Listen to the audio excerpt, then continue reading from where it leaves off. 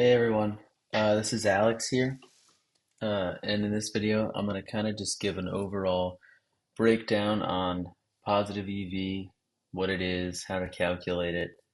This is a pretty beginner breakdown, but I think it's important to kind of understand the math behind everything before you start throwing your money down. So yeah, let's get into it here. So the first thing I think that's the most important thing to understand is how to devig a market. It's pretty simple. So I'm just on the devigging tool here on SmartStake. Um, let's look on here first. So let's look at this bet. See how every book kind of sets their own odds. So let's look at DraftKings. They have minus 112, minus 108. Our goal is to find the fair line. The way we do that is we have minus 112 here, minus 108. That's with the VIG removed. The VIG is essentially how the sports book makes money. See how these bets each individually are priced as if they have an over 50% winning probability, which is not true.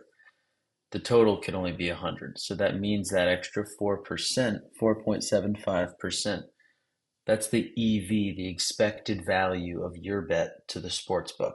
I'll kind of get more into that later, but this market, it says the fair odds would be, so what was the minus 112 side? So UTEP minus 3 was minus 112 and Sam Houston plus 3 is minus 108. So this market slightly leans towards that UTEP minus 3, minus 102. That's only DraftKings line though. So now if we look at, I don't know, rebet.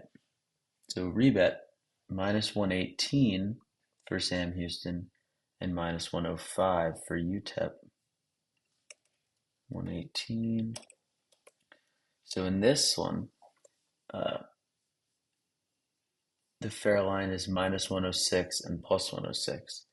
So actually, rebet has Sam Houston to cover this line, uh, and they're favored over UTEP, where DraftKings has UTEP. So it's kind of hard to devig a line when there's tons of different, every sportsbook sets their own line. So we want to key in on what we call the sharp books, right? So let's find one that has, okay, so we have Novig, which is a known sharp book. There's also Pinnacle, which is the sharpest book. Then there's other exchanges like ProfitX, Bookmaker. If you devig all those lines and there's, maybe take like an average of them, that that's kind of how you can calculate your own fair line. You never want to put all of your weight into one book because that book could be wrong. But I'd say the best way is kind of taking an average of all of the sharp books that you have access to, right? So then once we have our fair line, right? So let's go over here. So here's win probability. That's based off the fair line.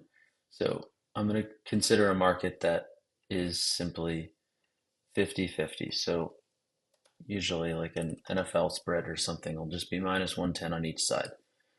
That means there's a 50% chance of each side hitting. Fair odds is plus 100. Okay. So win probability 50%. This is your odds plus 100. That's the fair line. If you get exactly the fair line, right, your EV is going to be 0%. You're not getting anything above the fair line. So there's not really any value to that bet. Statistically speaking, over the long run, if you were to place this bet, you would make no money. If you place this bet a million times, you would make no money.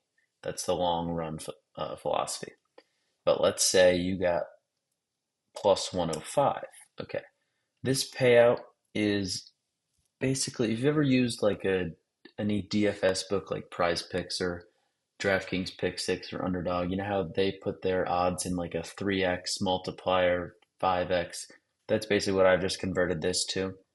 It's basically 1.05, right, would be the multiplier on your money, and you add one for your wager. So it's like your total payout essentially. So once we get the total payout here, I multiplied that by 50%. which is the win probability. That's this number, which is your expected payout. And then you just minus 1 times 100, and you get your EV percentage, your expected value. Then multiply that by your wager, which is 100, let's say, and you are expected from that bet to make $2.50. Now, that's not actually what's going to happen because either you lose your wager or you win your wager in sports betting. So the only two outcomes that are possible are I lose $100 or I win 105, right? Plus 105. This is different than like a stock. Let's say I buy Apple stock at $250. It goes up to 260 and I sell. I made $10 on a $250 investment.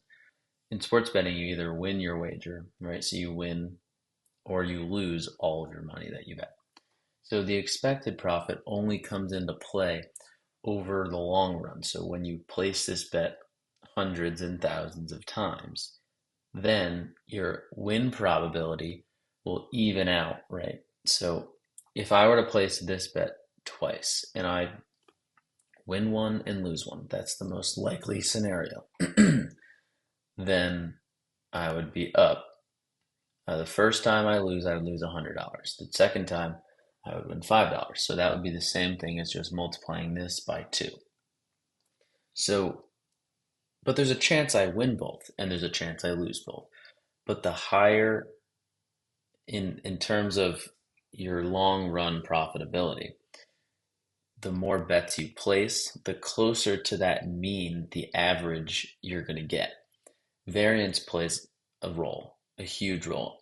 That is your upswings and your downswings. Your variation is your deviation from the mean. So it just doesn't, it means that you're not going to get exactly what the expected profit would say, right? Because if we did, we would never lose. That's just not how it works. However, there is a way to guarantee your profit, and that's through arbitrage betting. Let's say I place this bet, plus 105, we said the fair line was plus 100, and I wanted to guarantee profit. If I bet, let's say the other side of this bet at minus 102, let's say, that is still arbitrage to this bet. I will make a smaller risk-free profit, smaller than 250, but it will be risk-free.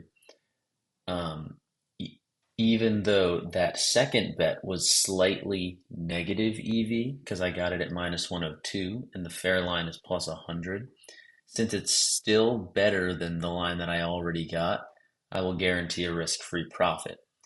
So this is the trade-off between risk and, variance. So arbitrage betting has no variance. There's no way, unless you don't get the arbitrage bet down, right? Let's say you bet one side and then the other line moves before you can get it down, right? That's how you can lose. But given that you place both bets at correct unit sizing to balance each other out, you'll never lose. But it can slightly lower your EV. That's why personally I choose to plus EV bet. It raises your expected profit, but it can cause, those ups and downs. So that's why if you wanted to just, simply guarantee profit, arbitrage is the way to go. But if you want a higher potential profit, I would say EV is going to be your friend. The last thing I'd like to explain is the idea of daily compounding, which is the reason that sports betting is so profitable in this way. And it shows that I've been able to 5x my bankroll. I started this year with 4 or 5 grand, and now my bankroll is over $20,000. So let's say you started out like me, $5,000.